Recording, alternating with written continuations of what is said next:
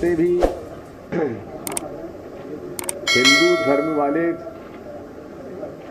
आतंकवादी पकड़े गए हैं सब संघ के कार्यकर्ता रहे हैं किसी न किसी। महात्मा गांधी की हत्या करने वाला व्यक्ति भी नाथूराम गोडसे आरएसएस में रहे हैं। तो ये विचारधारा जो है नफरत फैलाती है, नफरत से हिंसा पैदा होती है। ये रिपोर्ट आ गए हैं इन्वेस्टिगेशन में,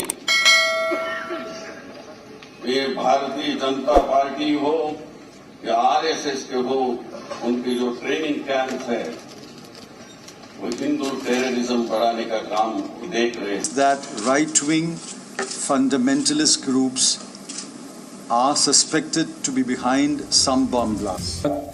अक्सर सुनने में मिलती है कि जो निर्णय होता है किसी भी कोर्ट का निर्णय होता है, तो उस निर्णय में ये ज़रूरी नहीं कि अगर किसी को सज़ा नहीं होती तो इसका मतलब उसके संदर्भ में कोई ऐसी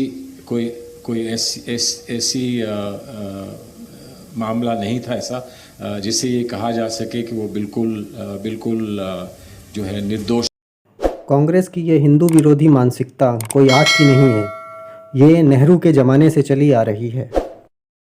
1947 में आज़ादी मिलने के बाद जब कांग्रेस की सरकार बनी तो नेहरू सोमनाथ मंदिर के जीर्णोद्धार के फेवर में नहीं थे, लेकिन जब उसका जीर्णोद्धार हो गया तो डॉक्टर राजेंद्र प्रसाद को उसके जीर्णोद्धार के टाइम पे एज ए चीफ गेस्ट बुलाया गया, जिसके कि नेहरू खिलाफ थे। लेकिन डॉक्टर राजेंद्र प्रसाद सोमनाथ मंदिर के उस जीर्णोद्धार के बाद उस फंक्शन में गए और वहाँ उन्होंने पूजा अर्चना भी की, और उसके बाद नेहरू डॉक्टर राजेंद्र प्रसाद से नाराज़ हो गए थे इसी बात पर कि वो वहाँ पर क्यों गए थे। तो इससे आपको समझ में आता होगा कि कांग्रेस की हिंदू विरोधी मानसिकता कोई आज की नहीं है, ये नेहरू के ज़माने से चली आ रही है। इसीलिए वो लोग हमेशा हिंदुओं का विरोध करते हैं और मुसलमानों की तुष्टीकरण की राजनीति करते रहते हैं कि जहां भी आप काफिरों को पाओ वहां उनका कत्ल करो। और जब आप कुरान मजीद खोलेंगे और देखेंगे सूरह तौबा सूरा नंबर 9 आयत नंबर 5, उसमें बराबर यही लिखा है कि जहां भी आप काफिरों को पाओ वहां उनका कत्ल करो। अस्सलाम वालेकुम। डॉक्टर जाकिर साहब का मैंने बहुत नाम सुना था, मिलने का मौका भी मिला, और मुझे इस बात की खुशी है कि वे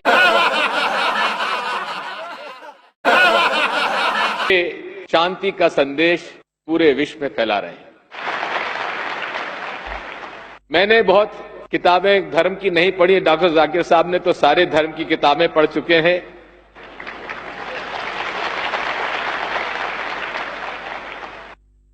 कुछ ऐसे लोग हैं जो इस्लाम को एक गलत तरीके से उसको पेश करते हैं।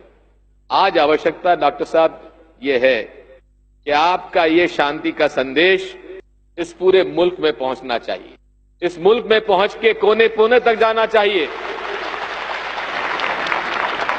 मैं तो आपसे कहूंगा कि आप विदेशों में जरूर जाएं, लेकिन इस मुल्क के उन हलकों में भी जाएं जहां फितरती लोग, हम 1000 साल से ज्यादा रहते हुए हिंदू मुसलमानों में जो खाई पैदा करते हैं, उस पे पुल बनाने का काम डॉक्टर साहब आप कर सकते हैं। आपको इस बात को हम आपसे अनुरोध करना चाहते हैं। डॉक्टर साहब,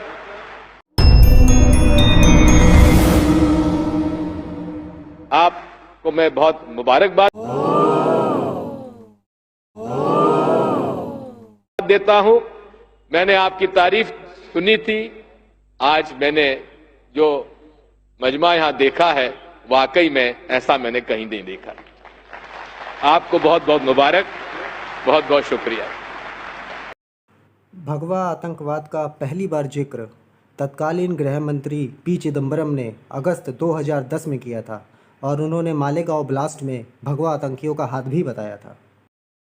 और उसके बाद राहुल गांधी ने दिसंबर 2010 में ये कहा था कि देश में कट्टरपंथी हिंदू संगठन पांव पसार रहे हैं और देश को सबसे बड़ा खतरा भगवा आतंकवाद से है।